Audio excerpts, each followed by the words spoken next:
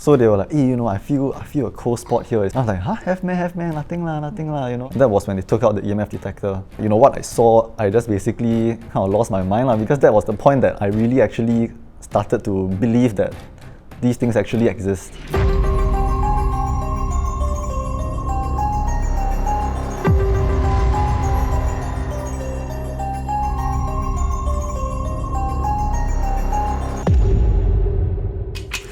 Good evening, ladies and gentlemen. Welcome to another episode of Haunting History. I'm your host, Eugene, and in this special Halloween season, we aim to unveil the hidden stories and remember the long-forgotten histories of Singapore's most haunted location. I have with me two guests today in the studio, and they are Amanda and Stanley, and you might know them from Abandoned SG. Hi, my name is Amanda, and this is my husband Stanley. Hi, nice to meet you. So we are from Abandoned Singapore on Instagram, and we also run a business called Hidden Heritage, where we also run tours to lesser known places in Singapore with interesting histories that you may not know. We actually held a black themed wedding in Shell lubrication plants, which actually got featured on a few newspapers. Basically our common interest, which is actually urban exploring. So naturally for us, we wanted to select a location that best represented both of us. So let that be a dating tip for all you viewers out there. This is one of the most budget dates you can go. Yeah, but of course if she's scared, then better for me, she can hold onto my arm and and comfort her. Of course. Take notes. Take notes. Yeah. In season 2, we brought you to a royal palace at Kampong Glam. Today, we're going to bring you to another royal palace, another Istana, one that is abandoned. Let's take a deep dive into Istana Woodneuk, a forgotten relic in the heart of town.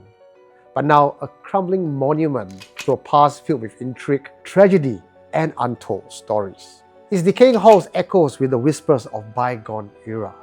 Time scrubbing the splendor of what it once knew. But what truly transpired within these walls? What secrets lie buried here? Join us as we uncover the layers of history and unveil the untold stories of Istana Woodneuk. Amanda, I'm sure Istana Woodneuk would have been one of your list of options for your wedding location. And you must have done enough research about the place. Could you give us some cliff notes on what went on there in the past? So basically, last time in the past, there used to be, sort of like 20 or odd istanas in Singapore.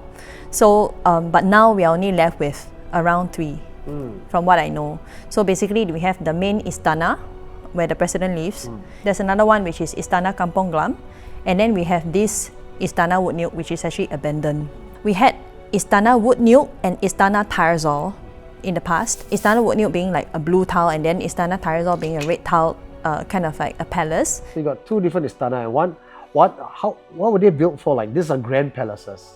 Yeah. So they must have been built for a reason. Istana Tyersall was constructed for Sultan Bakar, which is actually the father of modern Johor. His first wife, actually Sultana Fatima, right?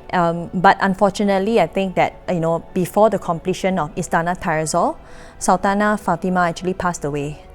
Yeah, and basically the fate of this house, it was quite unfortunate because it went through fire.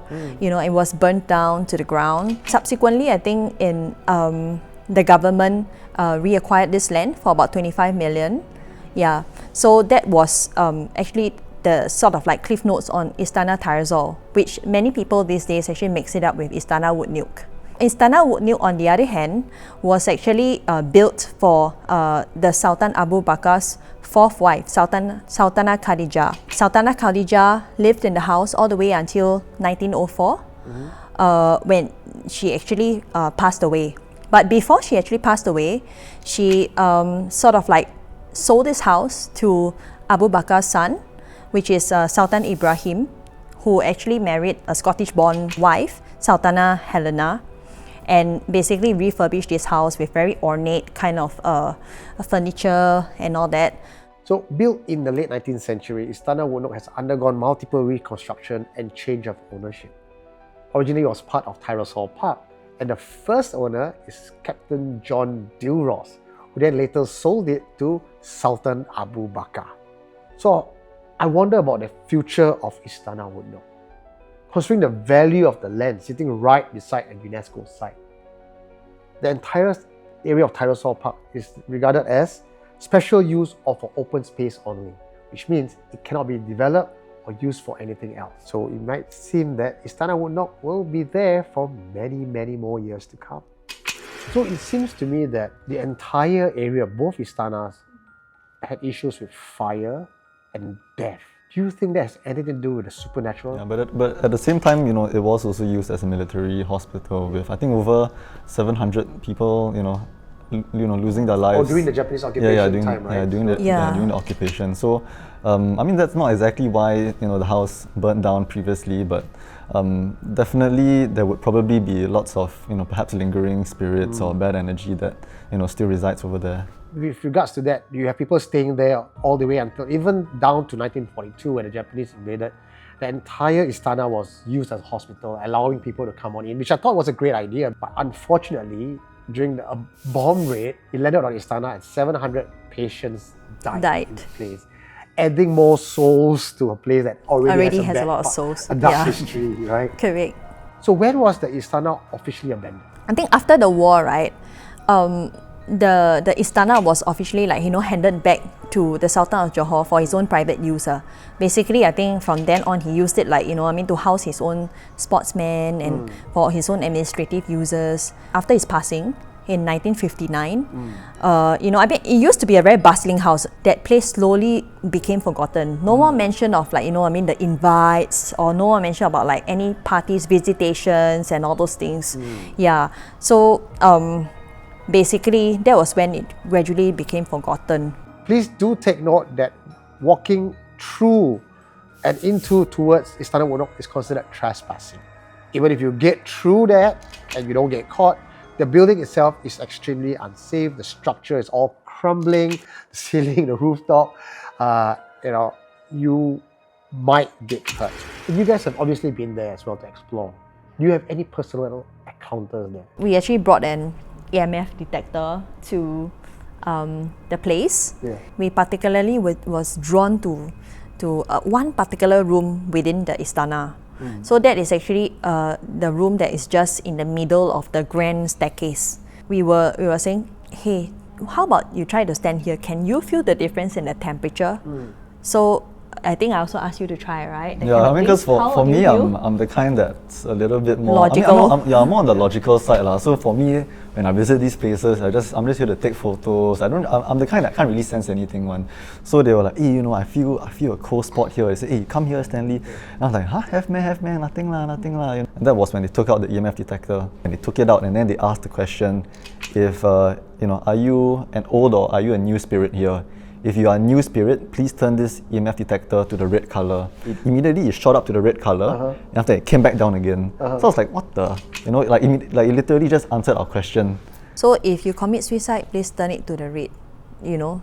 Touch the EMF and give us a response to red. And then literally it shot back up to the red and it went back down again.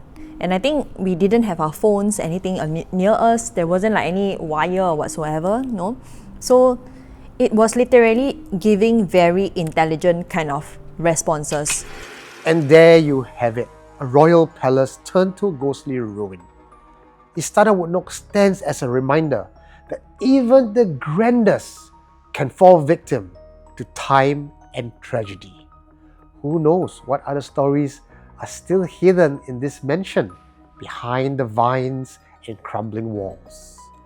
Perhaps one day, we will uncover more of these stories, or perhaps they're better left undisturbed. That's all we have for you for this episode of Haunting History. Join me next time as I bring you to other places and explore where horror meets history. Until then, stay curious, stay cautious, and remember, not all ghosts are from the past. So if you enjoyed this episode of Haunting History, please remember to like and comment. Share and subscribe. Bye. Bye. So which other places you can introduce to bring a date for any abandoned places? That one, the Woodlands factory, we all doing tour there.